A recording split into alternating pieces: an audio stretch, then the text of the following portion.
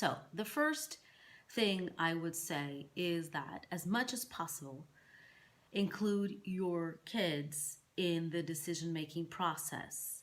Of course, if they're little, they won't even hardly understand what's going on. If they're a bit older, they will be more aware. So, as much as possible, have them participate in decision making process.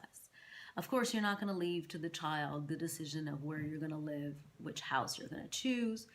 But for example, have them make, let them make certain decisions, like for example, the color of the paint they're going to use in a new room, or a certain piece of furniture that they want to buy in their new house. So these feelings, the feeling that they are a little bit in control of what happens, I think makes a lot of difference.